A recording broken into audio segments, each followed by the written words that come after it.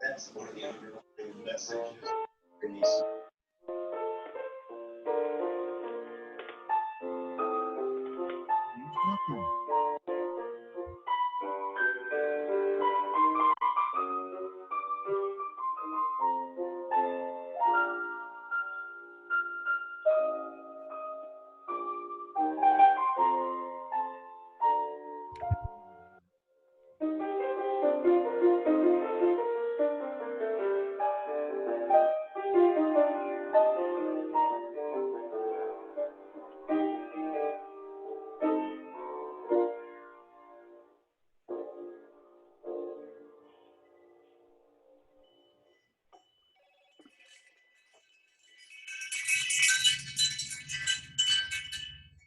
Join us now as we sing hymn 436, 346, I'm sorry, Hymn of Welcome.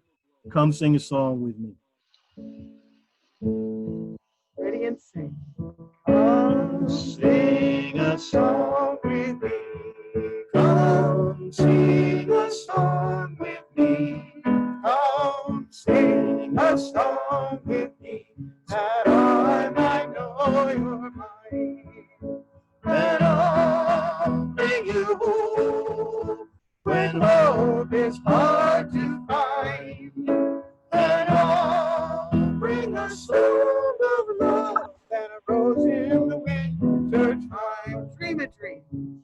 Come dream a dream with me. Come dream a dream with me. Come dream a dream with me, that I might know your mind. And I'll bring you home when hope is hard to find. And I'll bring a song of love And a rose in the winter time. walk in rain. Come walk in rain with me. Come walk in rain with me. Come walk in rain with me, that I might know your mind. And I'll bring you home when hope is hard to find. And I'll bring a song of love and a rose in the winter time. Share a rose. Come share a rose with me. Come share a rose with me. Come share a rose with me, that I might know your mind. And I'll bring you home when hope is hard to find. And I'll bring a song of love and a rose in the winter time. Good morning. My name is Meredith Spector, and I have been a member of this congregation for 14 years and have participated here. And I mean that as a full stop. I chose UUCD out of an awareness that myself needed friendship and community, but now recognize that through participation, not only have I gained community and personal insight, but a large degree of respect and selflessness for the larger community. So, welcome to this virtual service of the Unitarian Universalist Congregation of Danbury. We're so glad that each of you are able to join us this morning, and together in community, we can ensure that social distancing does not mean social disengagement. Our weekly services are more than just a gathering of our physical bodies. It is the forming of a sacred time that we make together. Whether you are well-versed in the technology of teleconferencing or this is your first venture, we welcome you. Whether the faith and traditions of your past, whatever your theological stance, whatever your heritage, and whoever you are and whomever you love, we welcome you. You can learn more about us on our website and our Facebook page. We encourage you to share our Facebook page and reach out to others who may be isolated at this time and might benefit from the spiritual connection that is typically available by walking through our open doors on Sunday morning. At this time, I would like to yield the podium to Peter Horton for a special message. Hi, folks. I'm Peter Horton, and I'm a member of UUCD's Board of Trustees, and I'm back to talk about our stewardship drive for this year. One word, one thought, generosity. Generosity has a heart and a soul. The heart of our giving is within each of us. It's giving with a sense of fulfillment. The soul of our giving resides within UUCD itself. It's our mission, explicit and implicit.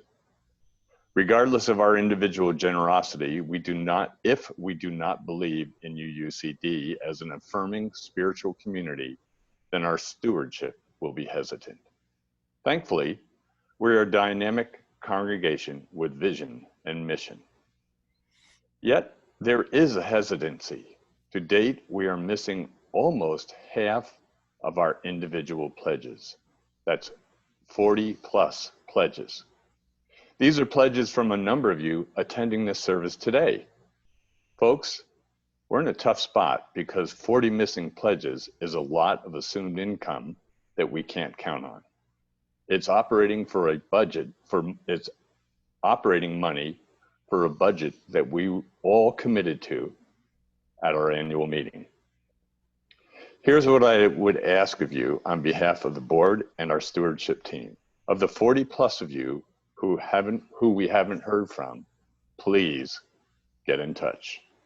We ask you once again to re-examine your financial commitment to UUCD. Your pledge is a most worthy statement of your generosity. However, if you can't make a if you can't make a financial commitment at this time, then please let us know that as well. A simple email to our office manager, to the stewardship team, or to our board president is all it takes. If you can commit, please ask for a pledge form. An email will get you one. Remember, generosity has a heart and a soul. The soul of this spiritual community is doing very well. The heart needs some attention. Please let us know if you can commit. And thank you. Thank you, Peter. That was a sobering message, but also a heartening one.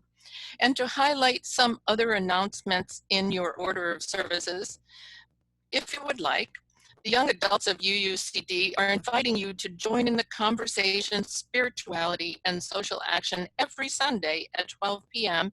in the UUCD Zoom room. For more information, contact Sequoia Lowe at the email in your order of service. Also, I want to highlight the Racial Justice Forum is active again.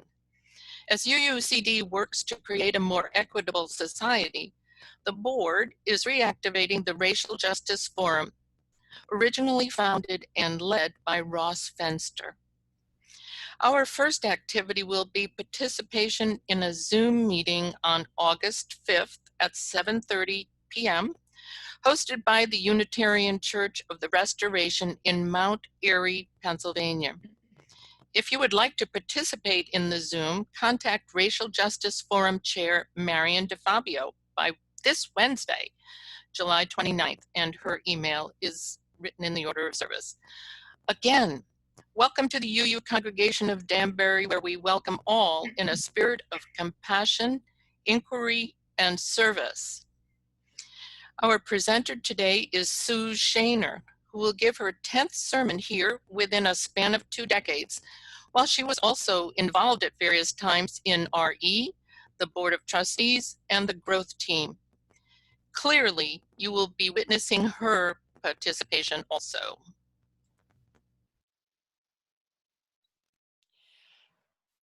Thanks, Meredith. So our reading this morning is an excerpt from For a Dancer by Jackson Browne. Keep a fire for the human race. Let your prayers go drifting into space.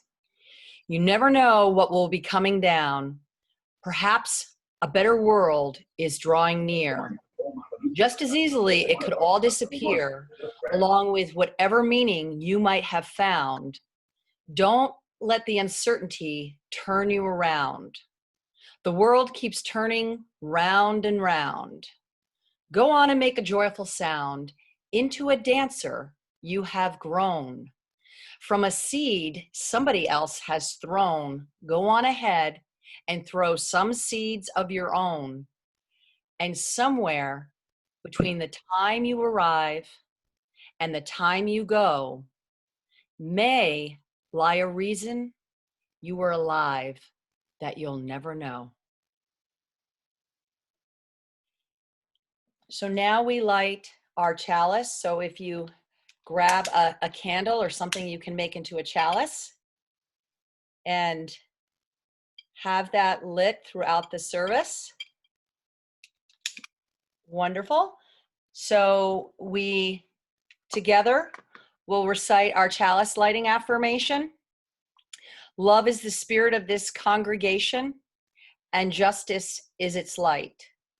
This is our covenant to dwell together in peace, to seek and speak the truth in love, to help one another and celebrate life.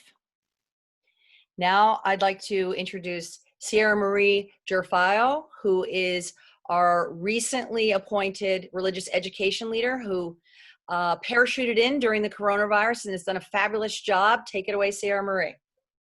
Okay, and I want to invite any children and youth who are in the room to please come forward so we can see you first and foremost as we say together our children's affirmation. If you could cup your hands into the shape of U's with me now.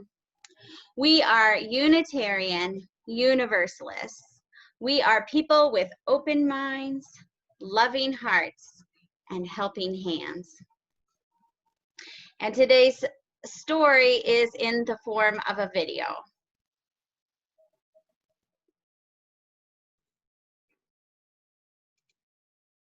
Hi, so I didn't bring a story to read to you today. I brought a story to tell you, which means you're going to use your imaginations to bring the story to life.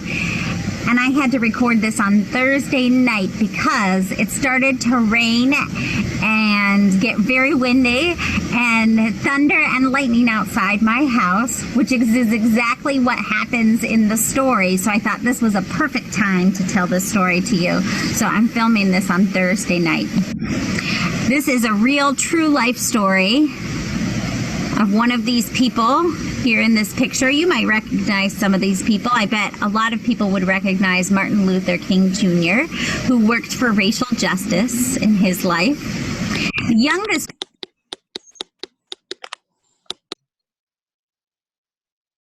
person in the room, John Lewis, also worked for justice and voting rights for black folks.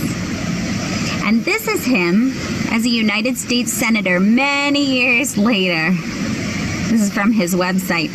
He was 80 years old when he died last week, which makes him the age of a great-great-grandparent or a great-great-great-grandparent. This story is from when he was just 4 years old in 1944. There was a war happening in Europe and even in the Pacific, but he didn't know anything about that.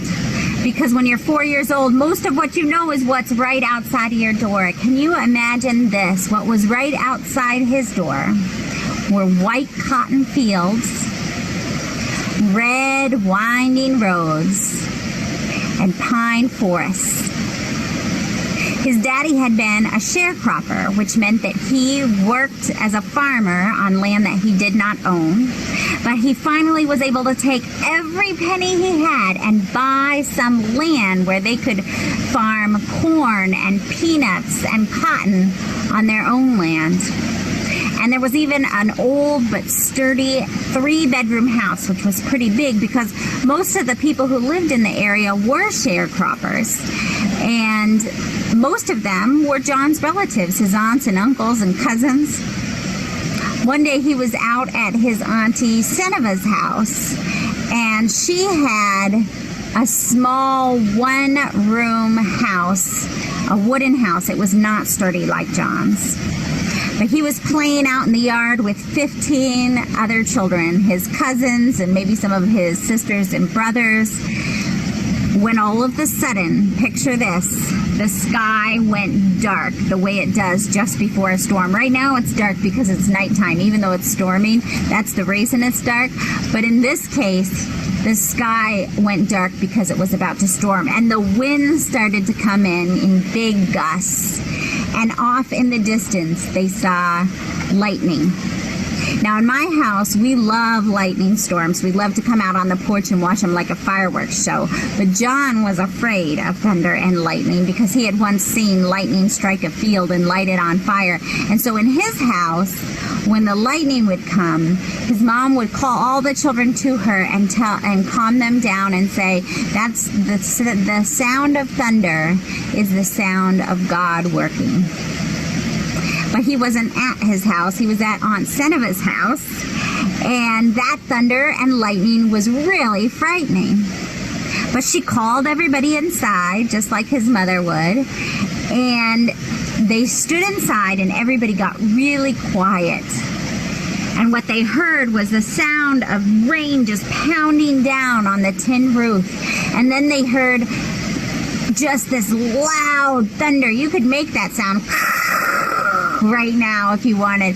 And maybe you could make some howling wind sounds. That's what they were hearing. And they were seeing lightning out the window. And then they noticed that the wood plank floor started to move. And then it was like the wind was just trying to lift the front corner of the house right up. And Aunt Seneva said, "Okay, it's time to walk with the wind. Everybody take the hand of the person next to you and get in a line." And so you could do that right now. You could grab the hand of the person you're with if you're in the room with another person. And you could even do exactly what she's going to tell them to do by walking to a corner of your room. But if they're willing to walk with you and if they're willing to take your hand. So she told them, "Everybody take the hand of the person next to you and walk to the front corner where the wind is lifting up the house." And so they did, and they held the house down with the weight of their bodies. And then the back corner started to lift, and they walked to the back corner, and they held the house down with their bodies in that corner, and they walked back and forth all night, and that's how they got through the storm. And this is what John said about this a number of years later. He said, "When we are working for justice in the world, we sometimes feel like we're children in a house that is being torn apart by wind and storms. We feel like everything might fall apart." He said that's how it felt in the 1960s when he was working with Martin Luther King Jr. and others for justice. And he said this: people who were working for justice, he called those the people of conscience, they never left the house. You hear that thunder? They never ran away. They stayed, they came together, and they did the best they could, clasping hands, grabbing hands, and moving toward the corner of the house that was the weakest. And then another corner would lift, and they would go there. And eventually the storm would settle, and the house would still stand. But they knew another storm would come, and they would have to do it all over again. And they did. And all of us who work for justice still do. That's the end of our story. Let's join in singing together 2 verses from This Little Light of Mine.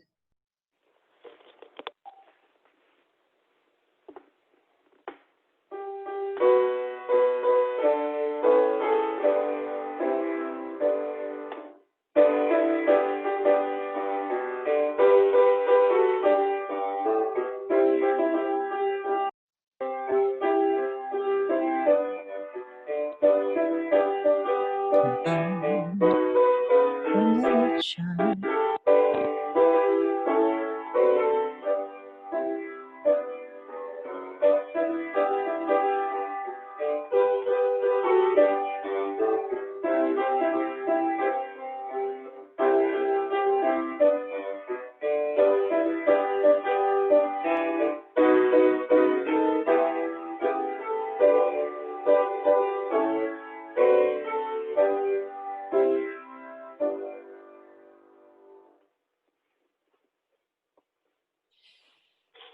Please join us now while we share our milestones, and milestones are joys or concerns. And so when we're in person, we typically light a candle or drop a stone. So this is going to be our symbolic lighting a candle or dropping a stone, and you can share your joys and concerns in the chat window. Thank you.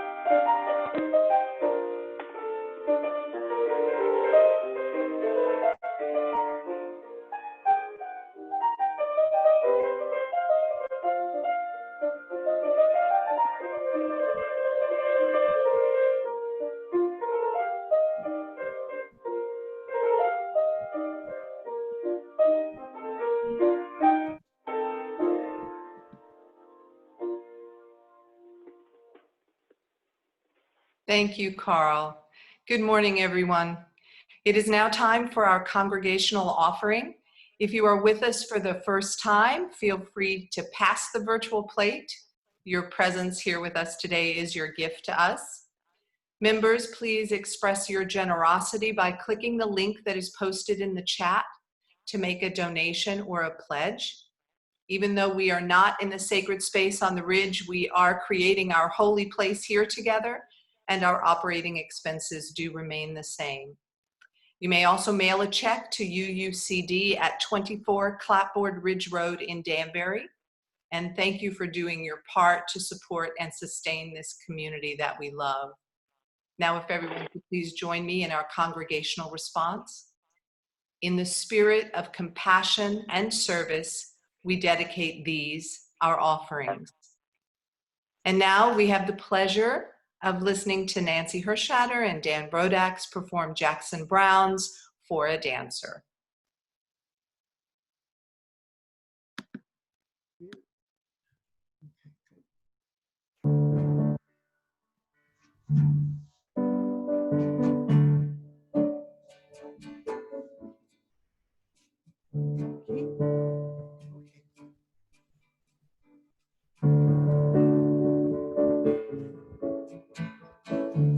A fire burning in your heart.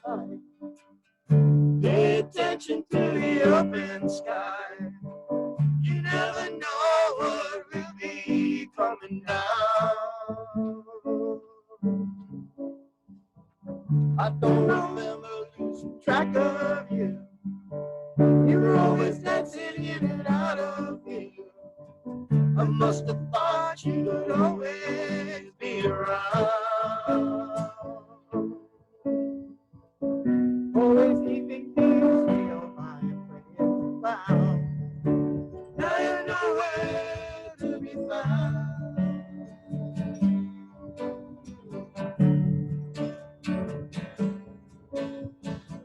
I don't know what happens when people die. Can't seem to grasp it as hard as I try. It's like a song I can hear playing right in my head. I can't sing, I can't help listening. I can't help feeling stupid standing around, crying as they ease you down. 'Cause I know you'd rather we were dancing our sorrow away. Right on dancing. Well, there's nothing you can do about it anyway. Just do the steps that you've been shown by everyone you ever know. Till the steps become your very own. No matter how close to yours another steps have grown. In the end, there is one that you'll do alone.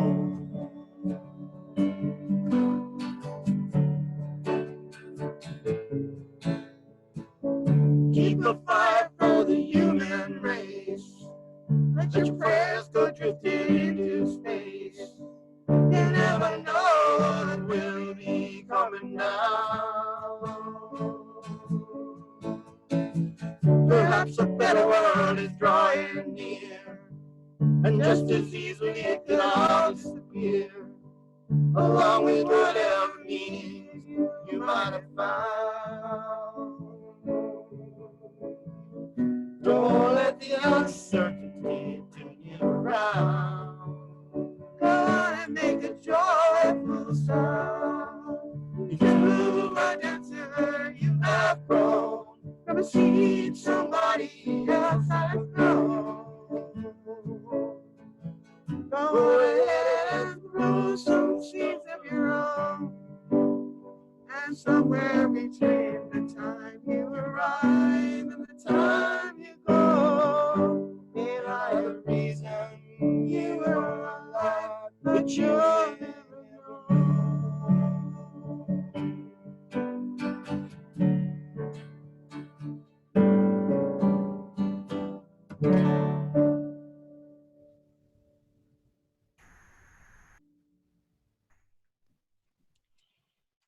Thank you, Nancy and Dan. That was beautiful. Please join me in our responsorial reading today, number 440 from The Fragmented World by Philip Hewitt. From the fragmented world of our everyday lives, we gather together in search of wholeness. By many cares and preoccupations, by diverse and selfish aims, are we separated from one another and divided within ourselves. Yet we know that no branch is utterly severed from the tree of life that sustains us all. We cherish our oneness with those around us and the countless generations that have gone before us. We hold fast to all of it, all of good we inherit, even as we would leave behind us the outworn and the false. We would escape from bondage to the ideas of our own day and from the delusions of our own fancy. Let us labor in hope for the dawning of a new day without hatred, violence, and injustice. Let us nurture the growth in our own lives of the love that has shone in the lives of the greatest of men and women, the rays of whose lamps still illumine our way. In this spirit we gather, in this spirit we pray.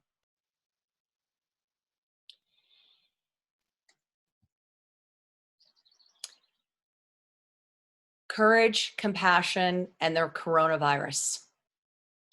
I decided on today's topic in late spring when Tony asked me if I would do another sermon. And this was right at the time the coronavirus was in full swing in Connecticut and New York. And what's happened since then is Black Lives Matter and much social unrest. And I'm still going to talk about courage, compassion, and the coronavirus being the broader context. In 2009, actually, I did a sermon here about racial tensions and white privilege called Skin to Skin, We Can Live Together. And I thought of resurrecting that. Despite 2 computer crashes, I did find it on my computer. But I'm sticking with the original billing as the coronavirus has been a catalyst to bring to the surface what has been brewing for decades. And in the cases of Black Lives Matter, 400 years, give or take a few. Okay, can we just say that? But what is the bigger picture of what is really happening in our world today? And how are we being called upon to respond? I view the coronavirus as nothing short of being a catalyst for transformation for life as we know it. Transformation means transform, to go beyond how we were formed. Inherent in this is a breakdown. There's no way around it. A few weeks ago, Sierra Marie referred to the caterpillar in the cocoon going to goo and going through the imaginal phase. So we're in the goo big time right now. And we need to imagine a way forward that is better than what we got today. What is dying is our old way of being in the world as a species, a collective people, the human race. Metaphorically, I'm going to say we're in the midst of the birth canal in the late stages of labor, trying to birth a more heart-centered world that is one of compassion, justice, and working towards a world that works better for us all. This is a spiritual journey, and the choice is ours. The virus we need to spread is love and compassion, not fear and division. To be in this place of love and compassion requires courage in the face of fear of the unknown or the different or the foreign or whatever, right? All our faculties are being tested, and those in privileged positions want to hold on to that privilege. It's natural in a way, I guess. The reality is every major institution has not worked for a long time. Our financial system, healthcare system, educational system, food system, family system. Take your pick. We've been limping along with Band-Aids. What is the right financial currency and system that works for a more sustainable way of life? How do we care for the sick and elderly in more compassionate and supportive ways? How do we grow our food that has actual life and vitality in it and ensure access to food and water for all? How do we restructure our educational systems that enable cultivation of a child's unique talents and abilities, not just geared towards the mean? What makes a family? Blood or loving connections? Ironically, everything is now flipped on its side. All the cards are up in the air. The cards that are landing first are those people who are in healthcare, as we know, and who are serving our essential needs. Those who have been taken for granted or not respected, we now depend upon. The cashier at the gas mart, especially risking her life to serve you. Ironic that we all must wear masks. And I love, Nancy, that you have your mask on, because Dan and Nancy are sitting together and they're still socially distanced, but they have to be on the computer together. So we all must wear masks to protect ourselves, when what is being stripped away are the masks of delusion. In a certain sense, we've always worn invisible masks with each other. We can no longer hide from ourselves, each other, or what is not working. Our educational institutions, communities, and businesses have been punting for months now. We've been left for months with fewer distractions, and the invitation is to reach out or to reach in. To reach out and help your neighbor, or to reach in and reconcile maybe what you've band-aided yourself to keep going. What needs to be released? What's no longer working for you? What are opportunities not pursued? This requires us to get essential about our lives and our collective lives. What does this really mean? To reevaluate, reassess our priorities. What is truly important to you as a person, a family, an organization, a community, this community, a world? It took a virus for us to work things differently and get our heads on straight. If we don't prioritize people and the planet over profits, you know what? None of it's going to matter, as we'll kill off our species. Mother Earth has been crying for too long now, and the past, let's say we're almost coming up on 5 months, has been signs of relief and reparation. This is the ending of one era, but a portal into the next. I'm optimistic. The unknown and the uncertain. The very next steps are for us to create and recreate dynamically, together, step by step. Courage and compassion are emotions that we may be challenged with, but they are specific emotions that these times are calling for from us, even if we don't want to call them up, or we don't think we have it in us, because I'm sure we're all having good days and bad days, right? The coronavirus is trying and pulling a lot on all of us, in all of us, and different things from each of us based upon who we are, our constitutional makeup, and where we are in our lives. Are we working? Do we have young families? Are we retired? Are we living alone? Are we living with many people? It's been said, this is a marathon, not a sprint. Some said in March, this would be a year-long process. Well, people balked at that, but guess what? We're now seeing that this very well may be true. As the time I have been writing this, the US has 1/3 of global cases of the coronavirus and the highest count per million people.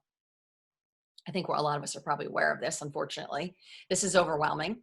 How do we manage our emotions in the face of this overwhelm? Do we know what we're feeling? Is it okay to have these feelings? Are we numbing ourselves out to just deal? Are we detaching and telling ourselves everything's okay? Are we going into emotions full force? Maybe we're angry, sad, mad.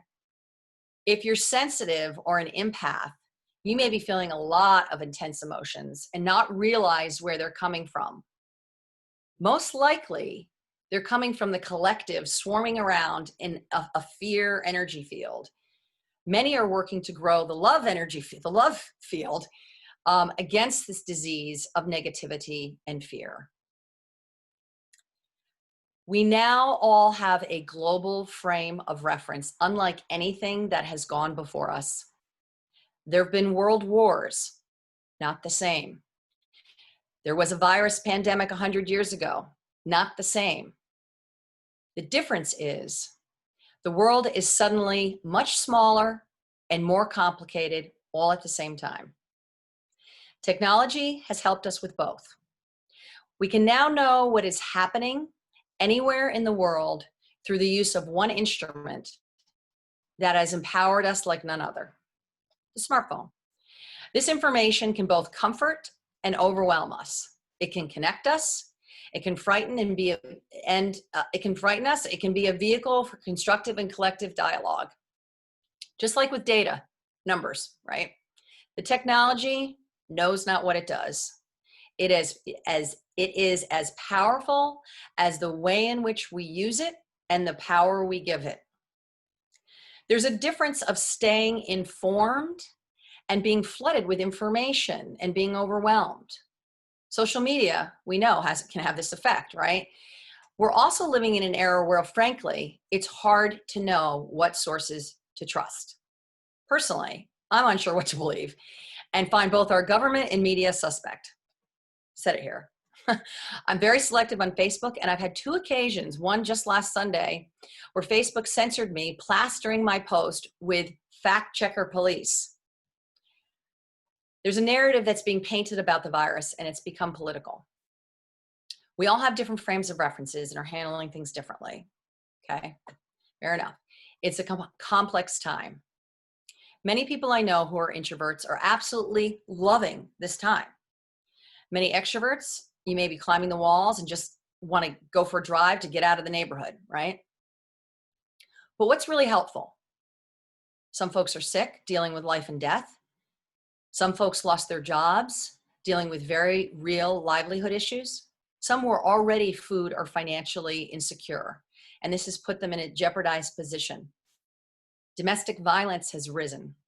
One further isolated with their abuser is no shelter in place in a violent home. If you live alone, this time can feel isolating, and one can only be on so many Zoom calls. Many of us are starting to come back out again, back to work, stores. It kind of reminds me of, bear with me with this reference, but it reminds me of The Wizard of Oz. You remember in The Wizard of Oz, right after the Wicked Witch is killed, and then she tells all the munchkins, it's okay, you can come out of hiding, it's okay, right? So it's like people are sort of like creeping out now, right? But is it really okay? Or is it gonna reactivate everything, right? Well, I recognize this is a lighthearted example of a very serious matter. But what does the virus really represent? It's been a shock to our system. It is now a common frame of reference we all now have. And what it is, I'm just going to name it, it's a global collective trauma. The American Psychological Association defines a trauma as an emotional response to a terrible event, like an accident, rape, or natural disaster. Immediately after the event, shock and denial are typical. Longer-term reactions include unpredictable emotions, flashbacks, strained relationships, and even physical symptoms like headaches or nausea. While these feelings are normal, some people have difficulty moving on with their lives. Psychologists can help these individuals constructive ways of managing their emotions. That's the APA. So you may have seen yourself or your partner or your neighbor in these reactions: unpredictable emotions, flashbacks, strained relationships, or other physical symptoms. I have a friend of mine whose father choked, and anyway, he ended up dying. And so her thought of just any kind of respirator is bringing up all of that. So we all have our individual and our collective associations with different things that are going on. From a neuroscience perspective, our brains are wired for safety, security, certainty, efficiency, and survival. So what do we have here with coronavirus? A real and perceived threat to our survival and our freedom. People are being restricted in their mobility about town, about states, and about the world. So there's a lot of information we don't know about this virus and the impact, really, because the experts don't agree. There's conflicting information. So what has this done? In the absence of information or conflicting information, we make stuff up, or we believe what we think we want to believe, or we should believe, or whatever. A wandering mind is a dangerous thing. We need to create a sense of safety and connection, even if it's in our own mind, because our mind doesn't know the difference between real or perceived. So if you want to help yourself, just choose to believe something that's going to help you. Frankly, doesn't mean going off willy-nilly without masks or anything like that, but it's helpful to think about what you can control and what you can't. An isolated mind can be a dangerous thing. So we need to create a sense of connectedness, safety, certainty, clarity, where there is none in a lot of cases. And recognize it's just for today, because there's still so many unknowns. Where we can take control of our lives and our world, it's better if we do that. It's going to just help us, right? There's a term in wilderness camping called orienteering. It's when you're plunked in the middle of the forest or in the middle of nowhere, and all you're given is a map and a compass. And sometimes you're just given a map, and you're asked to find yourself out of the wilderness just with those tools. And we may not have a map for these times, but each of us can move forward one step at a time, even if it's only directional in nature. Like, we may not see the whole staircase and how everything's going to play out, but we could probably, most likely, more days than not, find the very next step or two, even if we can't see that whole staircase. Interesting, this virus is called the coronavirus. I was an English major, so bear with me here. Corona is Latin for crown.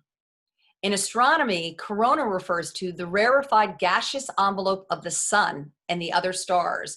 The sun's corona is normally visible only during a total solar eclipse, when it is seen as an irregularly shaped pearly glow surrounding the darkened disk of the moon. At this time, the corona, the cloud of hot gas that forms the sun's outer atmosphere, can still be seen as a bright halo around the moon. Isn't that interesting? It may appear as we're in a dark time on the planet. Fear will do that to you. One of my college art professors always said, within the darks, there are some lights, and within the lights, there are some darks. My dad, who passed 8 years ago this month, was a student of history and a voracious reader of science fiction. I wonder what he would say about these times, but one thing he always said is, in every age, the people that were living in that age always thought it was the worst of times. Like, in other words, can you imagine people living 100 years ago in the pandemic? What were they saying about that time? People that were living in the Holocaust, what were they saying? I mean, these awful times. And we know some of them are still alive today, so we can talk to them. But so it is about perspective, and it's also about trying to understand what the facts are and using your best judgment. How do you find joy in every day today? That may sound like a strange question. And find it without feeling guilty. A friend of mine recently admitted she felt guilty that she's loving this time because she's very aware of a lot of people who are suffering. She and her husband have good jobs. They have food on the table, money in the bank, and a great roof over their heads with fewer social pressures. They don't have to be called to do stuff. I went to New York City last weekend to see my daughter, and I was amazed at how many people were out in the streets. Yes, many of them were maskless, enjoying the 102-degree weather, even though they were fighting this invisible enemy, the virus. So how do you find joy every day, even though without spiritual bypassing? I'm going to talk about what spiritual bypassing is. In his classic book, Toward a Psychology of Awakening, John Wellwood defines spiritual bypassing as using spiritual ideas and practices to sidestep personal, emotional, unfinished business, to shore up a shaky sense of self, or to belittle basic needs, feelings, and developmental tasks. So in other words, I refer to it like in my yoga community. Some people are like, la yoga, because, you know, I teach yoga and meditation, and I'm like, okay, I'm all for yoga and meditation, but you've got to be real about what's really going on with people too. So in other words, I'm asking, can you still be joyous even when you may experience a range of not so joyous feelings, right? And that's okay. Diana Raab in the Empowerment Diary talks about emotional bypassing. And here are some of the signs. You're not focusing on the here and now. You're living in a spiritual realm, overemphasizing the positive and avoiding the negative, being self-righteous about the concept of enlightenment, being overly detached, being overly idealistic, having feelings of entitlement, maybe exhibiting frequent anger, being overly compassionate, pretending that everything's okay when it's not. Or some of us may be engaging in cognitive dissonance. It's like mental discord. Well, I don't know, you know, being happy and suffering at the same time. Like, you know, how does that work? So yes, it's important to acknowledge this virus is real. It's a thing.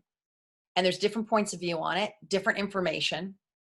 But what can we really do other than do everything you can do to protect yourself and your neighbor? And don't make assumptions about others, how others are handling it and what they think about it, unless, of course, they're violating your space. That's a whole different story. I had somebody on a town forum here. Would you go up to somebody and ask them to wear a mask in a store? And everybody was terrified. And I was like, yeah, I went up to these biker guys once and I was like, hey, you guys want to wear your masks? And they were like, oh my God, we're so sorry. And they ran out to their car and I said, okay, guys, I wasn't trying to be difficult. And they were like, yeah, no problem. But it was interesting. The dialogue on this Facebook forum like went on and on and on about what to do about it. And I'm not judging anyone either way, but I was like, okay. Some questions I found helpful to ponder. How do you put yourself in the most empowered place right now? How are you in touch with your thoughts and feelings? How are you present to what is truly without spiritual or emotional bypassing? How do you hold the space for yourself, your family, your friend, your neighbor, your coworker, this community? We've done a great job of sticking together online, even though it's amazing how well we all got with Zoom pretty quickly, right? Where and how do you connect in ways that feel safe? Very important. Again, real or perceived, doesn't really matter. You may say, well, that person feels safe, but I don't think they are. Well, it's helping them. But if it's intruding on you or somebody else, then that's a different matter, right? It's so important that we find daily practices to do these two things, create safety, psychological and physical safety. Our thoughts and emotions affect our physiology, our immune system. So what you do, what you say, what you think, what you eat, all impact your health. So fear depresses your immune system. There's scientific studies on this. So it is about having the courage to be with what really is going on for you, your neighbor, and the world. And so how do you hold and bear witness to this is really the bigger question. Merriam-Webster defines courage as having mental or moral strength to venture, persevere, and withstand danger, fear, or difficulty.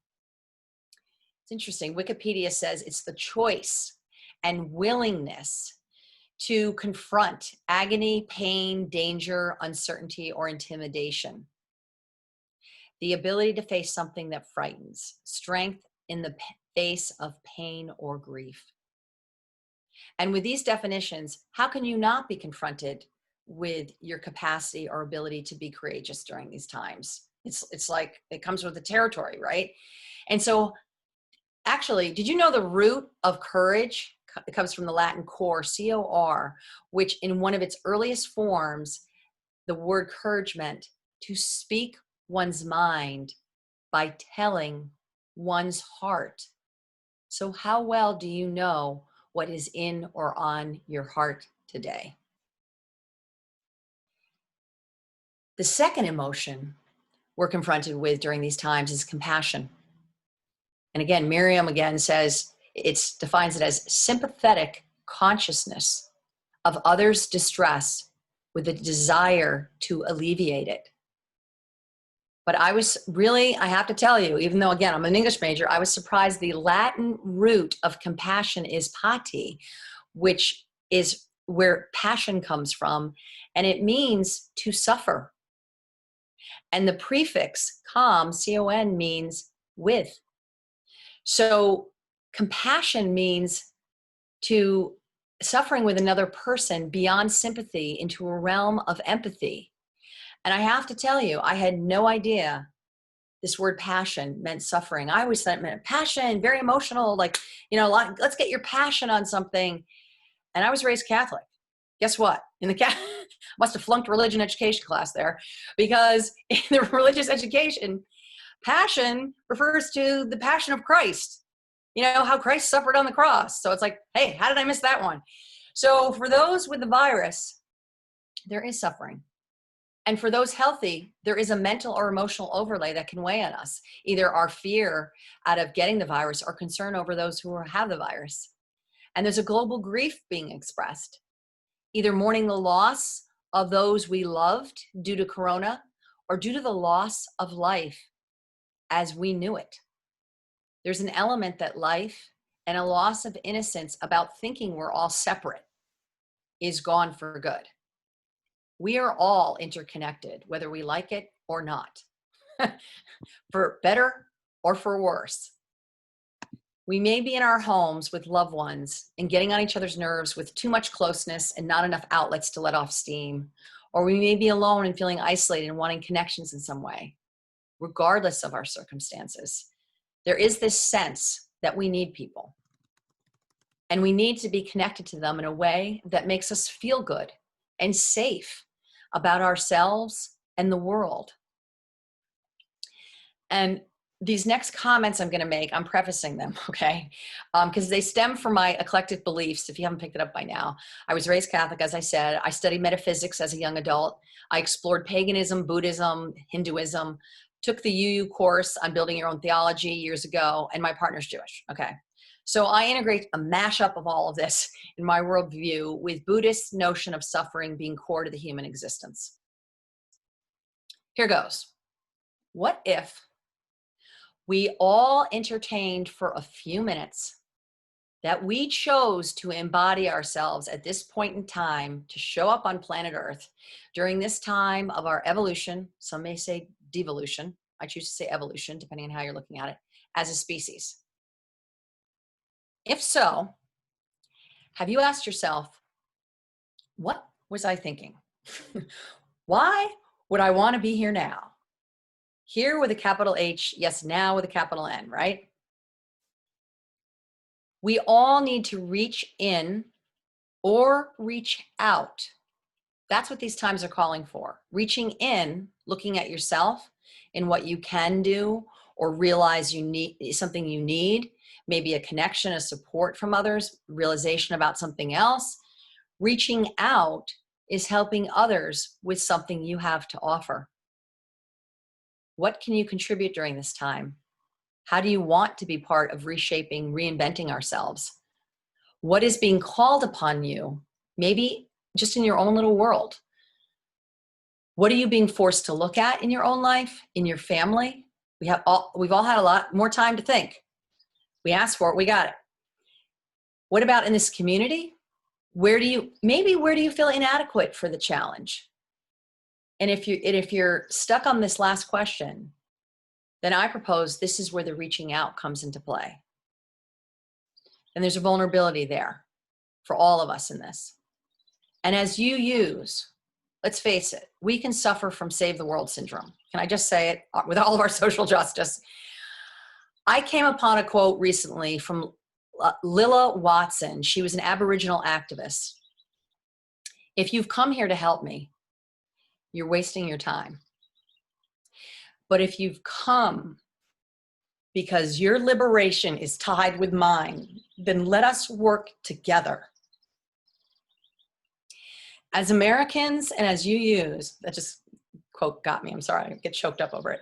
As Americans and as UUs, we so value our liberation, our freedom, our rights. But what does this really mean in times like these? What does it really mean to be free? And can we achieve this alone and just for ourselves? And how do we achieve this together? In a world divided and deeply pained, with many holding on to the past with iron grips. What is happening today is a necessary dismantling of the foundation upon which our national house was built. Think back, may seem like a while ago at this point, Sierra Marie's story, John Lewis talking about the children's house torn apart with the hands. I mean, it was such a powerful image. We are descendants as a nation from people who left their homeland and their families. They cut off and came here to start a society that worked better for them. In the process, they took advantage of other people's way of being. That's the truth. As a nation, no matter how long you and your families have been here in the US, no matter which side of privilege you sit, we are all now collectively all in this together. And we have to reconcile where we've been, where we are now, with where we need to be as a nation, as a people, that truly live the truths our national house was built upon. So although the virus got all this started, we're here now. I told you I could bring it back around to my original sermon on skin to skin, we can live together. And all that was built on lies. We were out of integrity with with our espoused values. And so think about in your life, our national life, our world life, we can't go forward without reconciliation. And that word really means restoration of friendly relations. As Lincoln said, a house divided cannot stand. I'm a mental health clinician by training, if you haven't picked up that by now. So I'm going to refer to modern day psychology. It's called, we have a dysfunctional family and we need to repair and heal it. It's messy and gooey, and we can only become more whole by definition together. In my day job, I coach leaders and executives to be even more effective in their jobs. And this week, I was speaking with a leader who works in a nonprofit organization in the professional sports industry. We know all these sports games, et cetera, have been canceled, and events, and some are trying to go on. And so when they're holding them, they have to implement very stringent health and safety protocols. And he's working on an upcoming event. And this leader, I'm going to call him Bob, he feels the tremendous weight of balancing the two concerns of preventing more loss of revenue and holding this event while ensuring the safety of the players and his staff. I'm going to give you some questions that Bob's wrestled with because I think they're relevant for all of us. How do you exude confidence, give people certainty and security when you don't have it? You may not have it. How do you lead people to a place that you aren't sure you embody yourself? How do you provide care when you aren't really sure what people need? Is this really an essential business? Playing sports games. Is it really fair of what I'm asking my employees to travel to an event, not knowing what their personal situations are, and then pending the state they live in, they need to go home and quarantine for 14 days? Here are some more of Bob's thoughts. He said, we can only live day by day now. The answers are fluid and dynamic. We have a plan and protocol. Then a state issues a different set of guidelines and we have to reconfigure, simplify, be safe, stay calm. He took inventory of what he's doing, what he could do. What does he need to do? He asked, am I processing the curveballs too deeply? This is a job, but you keep your family forever. What do I want to show the next generation of players? I was thoughtful, honest, connected, authentic, and concerned, and I put myself out there. We accomplished it. I want to be able to say, I got to the other side of this. Bob still didn't feel at peace yet, so I asked him, what do you need to let go of? He said, we have no answers now. Did I do enough on the front end to make sure the back end is okay? I need to let go of feeling like I can control it. I can control everything. I need to get over this. He mentioned care, responsibility, and control. I asked, how can you care deeply in a way that you don't drive yourself crazy? He said, reaching out and humanizing the experience for people. I asked, what does it mean to be a responsible leader in this environment? To be candid, honest, and communicate and share my feelings, even if they're mixed feelings, and to be open and to be out there. And after he concluded he's buttoned up on all the health and safety protocols, obviously that's paramount, and he's the right person for the job, he said he was resolved about not letting the mental side of this wear me down and to not make it visible to others who are looking to him to lead. They need to feel like they're going to be okay. They need confidence in someone or something outside themselves. He said, who am I really afraid of letting down? My family will love me either way. And I think Bob's reflections are poignant for all of us right now. If you have a family that loves you either way, how blessed you are. If you don't, then this is where community or family of choice can and needs to fill the gap. All we can know is all we know right now. All we can do is all we can do right now. And all this is enough for now, for today. Tomorrow may be a different story. What is the story that you want to write? What is the story that you want to tell 5 years from now about how you, me, we got through this time more whole together?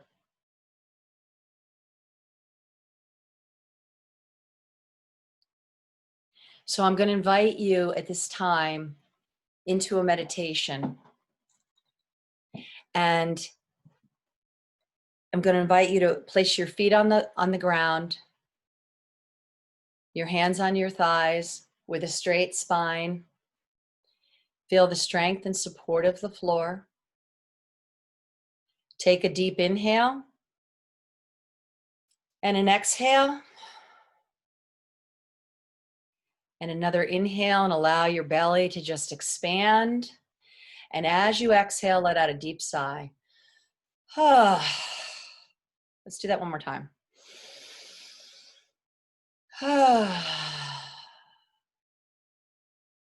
Let go of what may be weighing on you.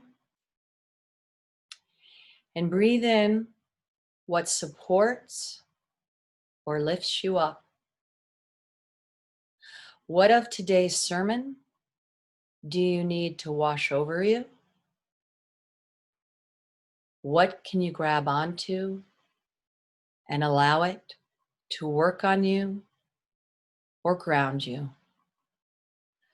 Allow all to be what is for you right now, just in this moment.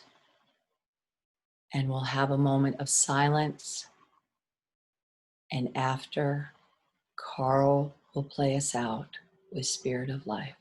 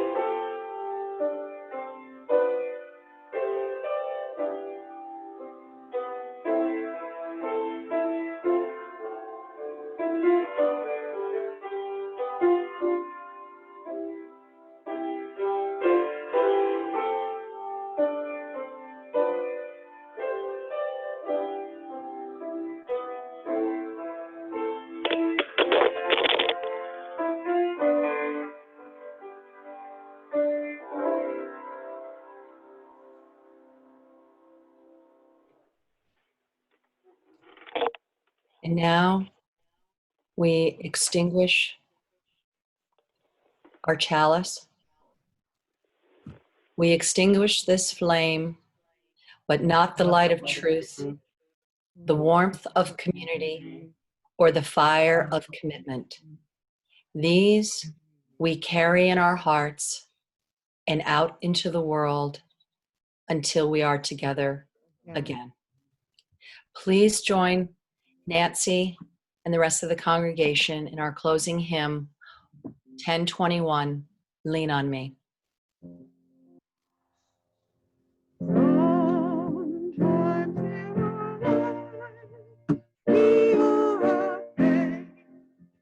are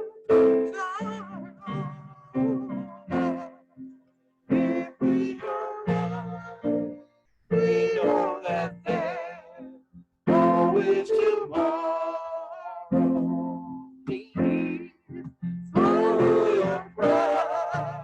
If I have things you need to borrow,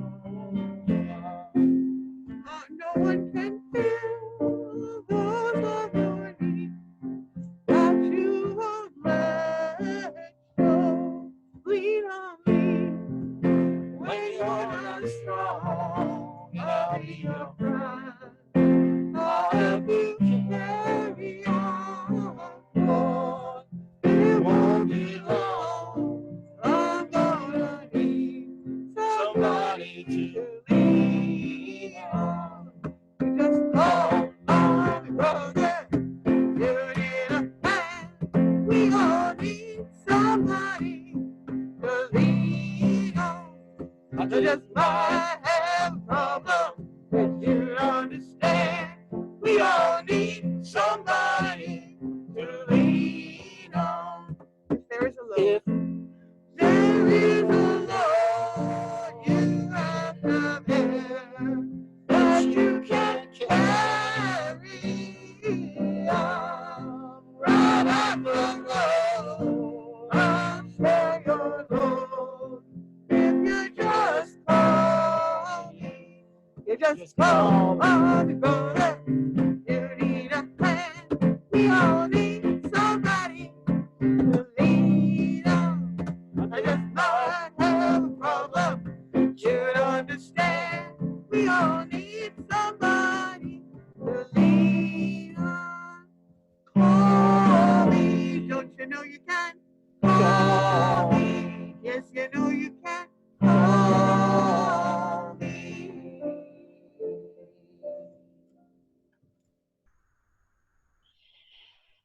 Thank you, Nancy and Dan. Closing words are from Rumi, the Guest House. This being human is a guest house. Every morning, a new arrival, a joy, a depression, a meanness. Some momentary awareness comes as an unexpected visitor. Welcome and entertain them all. Even if they're a crowd of sorrows who violently sweep through your house, empty of its furniture, still treat each guest honorably. He may be clearing you out for some new delight. The dark thought, the shame, the malice, meet them at the door laughing and invite them in. Be grateful for whoever comes because each has been sent as a guide from beyond. Blessed be. Thank you all. Please join Dan in the postlude, Rock Me on the Water by Jackson Browne. Dan Brodak's My Rock. Thank you, Dan. You're welcome. Great sermon. Oh, people, look around you. Signs are everywhere. Nothing for somebody other than you. Be the one to care. Lock inside your houses. No time to find you now. Walls are burning, towers are turning. I'm gonna leave you now and try to get down to the sea somehow. Well, rock me on the water, steady soon my fever brow. Rock me on the water, get down to the sea somehow. The road's filled with homeless souls, every woman, child, and man have no idea where they're going to, but to help you if they can. We all must do the best we can, hang on to that gospel cloud.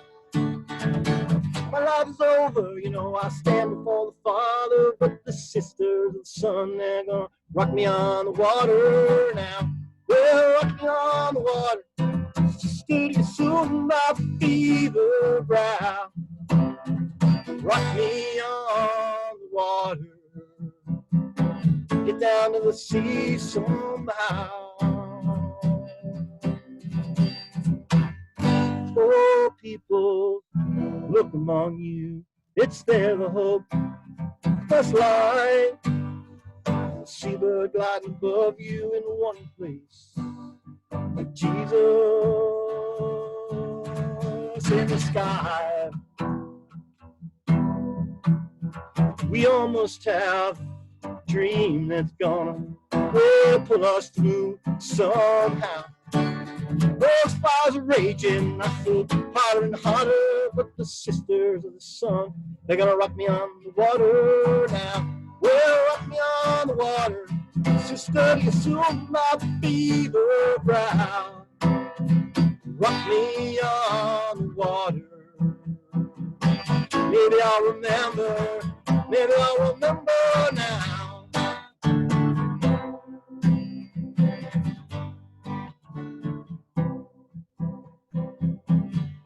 Oh, people, look among you.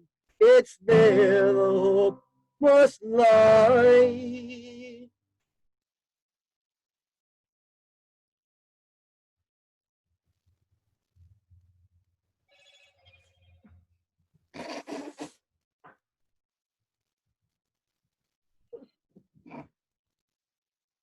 Okay, so now's the time. I guess I'm supposed to say this. So now's the time that we're going to go into breakouts. So if you don't want to join in the breakout, thank you for joining us today. Now would be the time to hop off. But if you want to join, then just stay on and you'll be put in a breakout. It'll be for 15 minutes and it's just a chance to talk about whatever you want to talk about.